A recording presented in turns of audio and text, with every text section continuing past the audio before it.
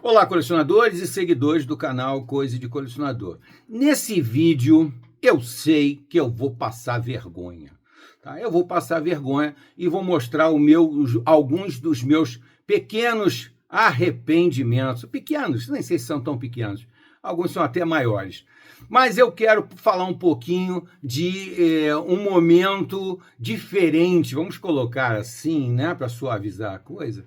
Um momento envergonhado do colecionador, mas que eu mantenho guardado até para recordar que muitas vezes na vida a gente muda de opinião e depois se arrepende de ter mudado de opinião. São momentos na vida. Todos nós passamos por isso, né? Aproveitando a deixa aqui, eu vou fazer aquele comercialzinho básico. Vocês me dão licença, mas é necessário isso, gente. Pedir esse favor para vocês, que se assistir o vídeo até o final, deixa o gostei ou não gostei, faz parte da brincadeira. Se inscreva no canal, é muito importante isso para o canal. E agora, se você gostar do vídeo, você tem que deixar o hype. O hype é o que impulsiona os canais novos, mas o hype só funciona nos vídeos longos. Não tem hype em short, só nos vídeos longos. Então, mais uma vez, eu peço a vocês que não esqueçam de deixar o hype, se possível, com alguma contribuição financeira. Logicamente, nada que vá descapitalizar você, por favor, né? Isso não há necessidade de sacrifícios. Mas deixe com alguma contribuição financeira e venha patrocinar o nosso canal, tá? Venha patrocinar o nosso canal com o clube de membros VIP. Aí lá sim, você vai pagar uma mensalidadezinha bem baratinha, é tudo muito baratinho. Tem uma de R$3, tem uma de R$10, tem uma de R$20 e você vai poder contribuir para o canal, continuar trazendo muitas curiosidades para você e muitas intimidades, inclusive, que é o que eu quero falar nesse vídeo aqui, de um momento em que eu mudei um pouco de gosto. Eu deixei de gostar de ser um ultra-ortodoxo da música. Eu estou falando aqui do rock, né? Vocês sabem muito bem que o nosso canal não fala de música, fala de rock, exclusivamente de rock, o melhor estilo de música de todos os tempos, não tenha dúvida nenhuma, e eu me considero até um ultra-ortodoxo, porque eu só gosto do rock basicamente dos anos 70, alguma coisa do finalzinho dos anos 60, mas basicamente anos 70. Mas teve um momento histórico na minha vida, que eu quero voltar a falar desse assunto, em que eu mudei, em que eu dei uma flexibilizada, que eu comecei a apreciar um outro estilo musical, tá? Momento intimidade do canal Coisa de Colecionador, rufem os tambores. E eu vou explicar por que eu vou falar desse assunto aqui para vocês voltar a falar do assunto MTV. MTV no Brasil, quem viveu os anos 90 da MTV no Brasil sabe muito bem do que eu estou falando, do poder enorme que a MTV teve sobre todos nós. Todos nós que vivíamos os anos 90 fomos, sem perceber, de uma maneira completamente orgânica, sendo direcionados pela MTV. A verdade é puramente essa. Eu passei a gostar de coisas que eu detestava antes e que hoje em dia eu já deixei de gostar totalmente. Totalmente. Quando chegou assim, o que eu gostei no início dos anos 90, comecei a gostar no início dos anos 90 e fui gostando até mais ou menos 2000 e pouquinho, 2005 mais ou menos, hoje em dia eu não gosto mais, não ouço mais. Eu não vou dizer para vocês que eu detesto, não chego a detestar, mas com certeza não aprecio mais, tá? Eu vou explicar o que eu estou falando para você, aguarda só um instantinho. Mas é só que eu estou querendo falar é do poder, da influência que foi a MTV para nós. O que acontecia antes da MTV? O rock que eu mais gostava estava em decadência vertiginosa a partir do finalzinho dos anos 70. Finalzinho dos anos 70, ele começa a entrar em decadência, tá? Surgem os movimentos de base do rock, né? Os movimentos punk rock, por exemplo, entre eles, que combatem aquela grandiosidade do rock dos anos 70, que acha aquilo ali abominável, exagerado, aquelas coisas todas que a gente já sabe que é mais ou menos aquela mesma linguagem de sempre, que acha que tudo que é muito sofisticado, que é só para uma elite, não vale a pena, é ruim. Tem que ser uma coisa popularesca, uma coisa para todo mundo, não sei o que e tal. E isso é um processo que se inicia lá no final dos anos 70 e invade a nossa cultura, principalmente a nossa música, vertiginosamente a partir daí, de uma maneira muito, muito forte, e vai nos levando pelos caminhos horríveis que a nossa música percorre até hoje, né? No final dos anos 90, já surge toda aquela decadência musical absurda, tipo Na Boquinha da Garrafa, El Chan, que era a semente do que viria depois, que seria ainda pior, muito pior. Surgiria o funk proibidão, e a decadência vai se acentuando ao ponto que nós chegamos hoje em dia, em que essa nova cultura, que se é que se pode chamar de cultura, né? Esse novo aspecto, sei lá, popular, apagou tudo que havia antes. As novas gerações simplesmente não conhecem nada que foi feito até os anos 80. Não conhecem, simplesmente não conhecem. Eles conseguiram esse prodígio de apagar com absolutamente tudo. Mas voltando a falar da MTV, então no final dos anos 70 começava essa decadência, os anos 80 surge o movimento do rock Brasil, que era um rock que já vinha nessa esteira do rock básico, do rock simples, do rock para você cantar, do rock que não tinha melodias extraordinárias, arranjos sensacionais, não tinha. Era um rock bem pobre mesmo. Mas, para quem tinha 15, 20 anos, era o que tinha para você conviver com as outras pessoas, né? Então, eu, logicamente, convivi muito, mas muito com o Rock Brasil em todas na época, como é que se chamava? Era nas danceterias, as boates da época que ganharam, inclusive, esse nome meio ridículo aí, danceterias. E, logicamente, eu tive que abrir mão do meu gosto musical para ouvir aqueles troços lá e, sei lá, né? E se diverte aí, vai embora, tal, curte. E era o que eu fazia, com certeza. Mas não me tornei um apreciador daquele tipo de música. Ouvia apenas por uma questão de sociabilidade, querer viver em grupo, né? Todo mundo, normalmente todo mundo, a partir dos 15 anos, quer conviver com outras pessoas, quer conhecer pessoas novas, quer conhecer outras meninas, as meninas querem conhecer outros meninos. Isso aí é a regra natural da vida e eu espero que não mude, né? Bom, enfim, o fato foi esse e no final dos anos 80 basicamente são dominados por isso e dominados pelas rádios. As rádios surge o FM e o FM domina a cena musical completamente. Você, quem tem seus 20 anos mais ou menos de idade, em média, está curtindo as rádios de FM e que tocam esse rock todo aí, tal. A própria música popular brasileira fica de lado, a MPB já perde espaço também, fica uma coisa dominada pelo chamado Rock Brasil. E aí, quando começam os anos 90, as músicas de rock encolheram, né? Não podiam ter mais do que 4 minutos, era 3, 4 minutos, porque as rádios tinham que vender publicidade, então não podia ter música muito longa, porque tinha que entrar comercial, né?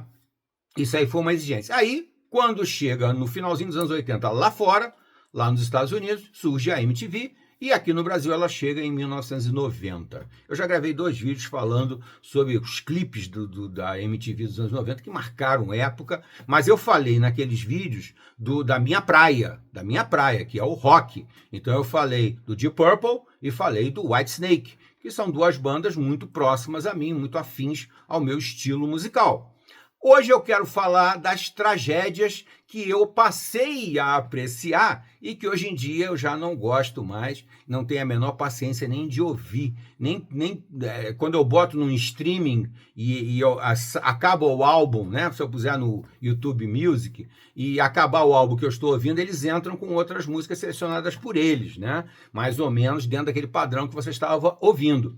E aí, às vezes, entra uma dessas bandas aí que hoje em dia eu não tenho mais a menor paciência de ouvir, tá? Uma dessas bandas, que eu não vou mostrar aqui, mas que é uma banda que eu ainda tenho respeito, eu tenho respeito por essa banda, mas não é exatamente uma das minhas bandas favoritas, é o Van Halen.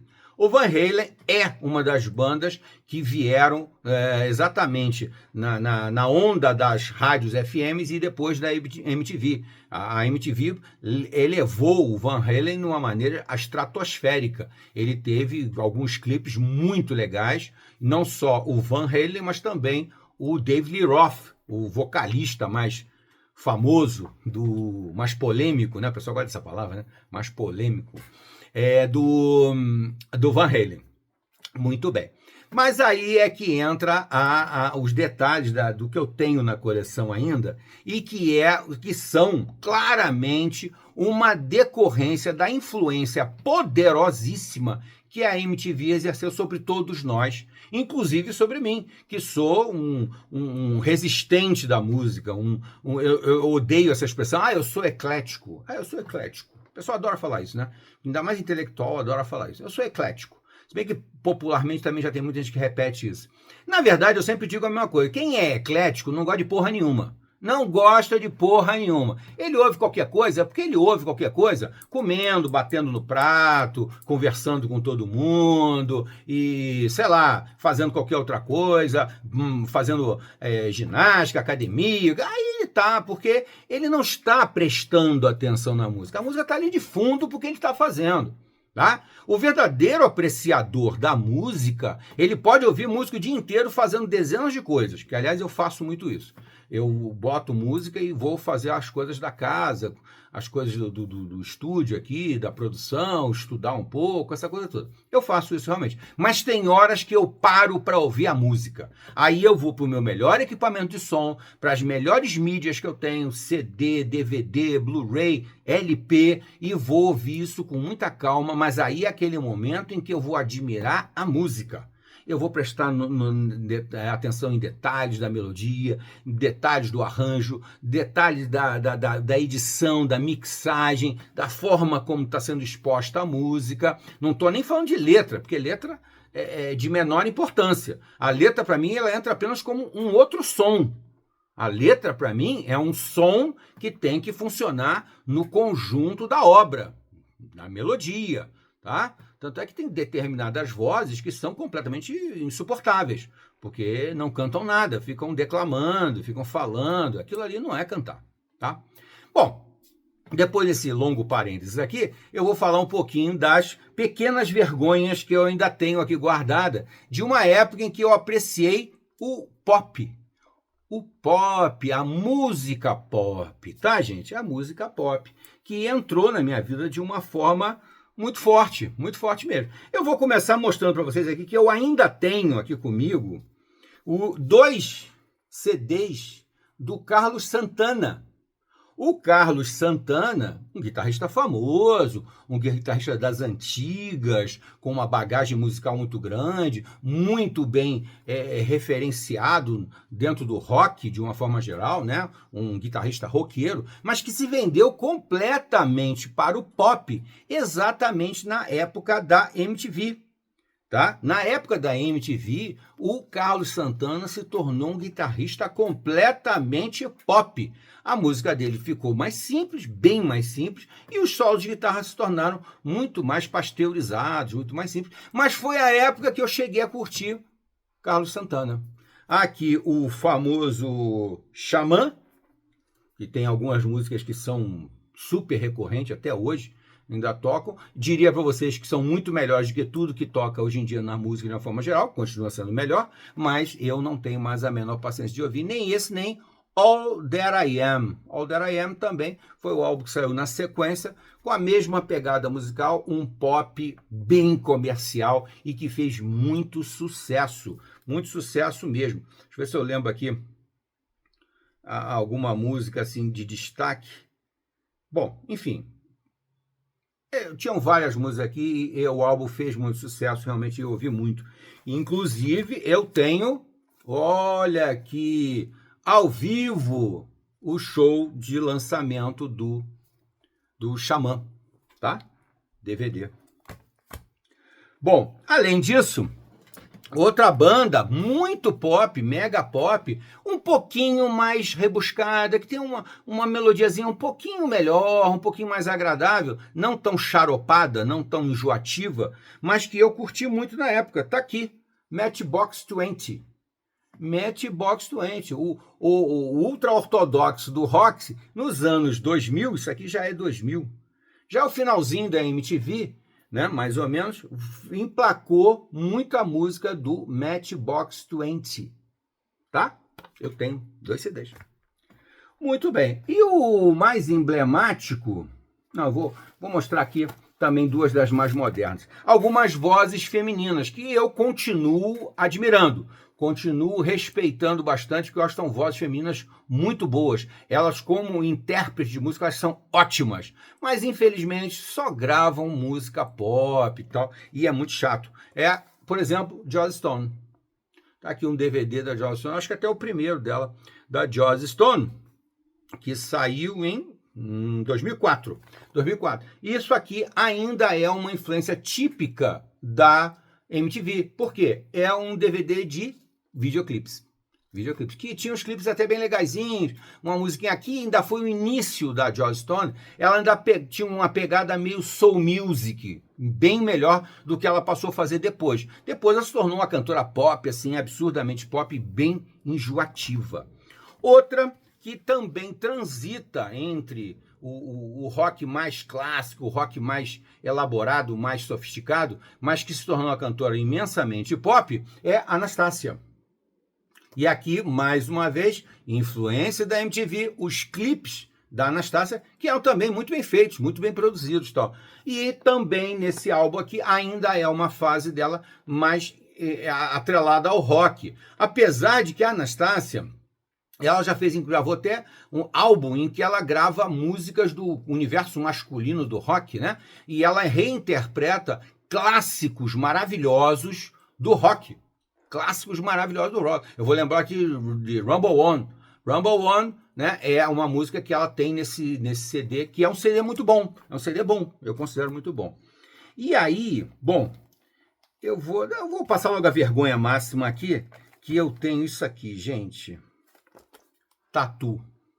Isso é triste, gente. Isso aqui é o momento vergonha do canal Coisa de Colecionador. Eu confesso, porque são vários clipes dessa dupla aqui que apelou demais, excessivamente para o visual e para a sensualidade, porque são 2 meninas muito bonitas, extremamente bonitas, e de uma sensualidade muito à flor da pele. E era o que elas faziam o tempo todo nos clipes. Não cantavam porra nenhuma, as músicas não valiam nada, mas elas eram de uma sensualidade muito grande mesmo. Isso aqui em 2003, tá? Eu acho que nem sei se isso aqui existe mais, não sei. Na época, aliás, isso aqui, vou me aliviar aqui. Isso aqui eu não comprei, isso aqui eu ganhei de presente, tá, gente? Ufa, menos pior. Vamos lá. E, finalmente, a minha maior influência provocada pela MTV Brasil. MTV Brasil me fez admirar Bon Jovi. A banda Bon Jovi e o próprio John Bon Jovi, por quem até como pessoa eu continuo tendo uma admiração muito grande. Eu acho ele um cara muito íntegro, moralmente muito correto, sabe? Uma personalidade que eu tenho uma admiração bem particular, é o John Bon Jovi. Mas, meus amigos, o que é gostar de Bon Jovi aqui? Esse álbum aqui é de 1984. 84. Isso aqui é anterior à MTV, tá? Na verdade, eu não curtia esse álbum em 84. Eu fui adquirir esse álbum depois de 90 e alguma coisa, 95, 96, foi por aí que eu comecei a colecionar os álbuns do Bon Jovi. Eu descobri Bon Jovi. Eu vou até ver se eu chego aqui no álbum. Não foi nesse? Foi nesse aqui, acho que foi nesse aqui. Foi no These Days. These Days eu descobri algumas músicas que eu passei a gostar por causa da MTV. Deixa eu ver se eu acho o ano desse álbum aqui. Os fãs devem saber de cabeça esse negócio, porque Bon Jovi tem uma horda de fãs assim, absurda mesmo. Mas eu não vou... 1995, exatamente. 1995 eu passei a gostar desse álbum do Bon Jovi por causa dos videoclipes da MTV. E aí eu corri atrás e comprei os álbuns anteriores, os 3 álbuns anteriores, tá? E continuei comprando. Esse daqui é um álbum praticamente cinematográfico, criada dentro dos padrões estéticos, dos padrões visuais dos videoclipes da MTV, tá? É o Destination Anywhere. Destination Anywhere, deixa eu ver se eu acho o ano dele aqui para comentar. Não vou achar. Tem essas coisas, às vezes, na hora a gente tem que olhar antes, que senão não dá para lembrar. Mas, enfim, Destination Anywhere. Aqui o Keep the Faith. E acho que foi o último que eu comprei, que é de 2000 exatamente, o Crush.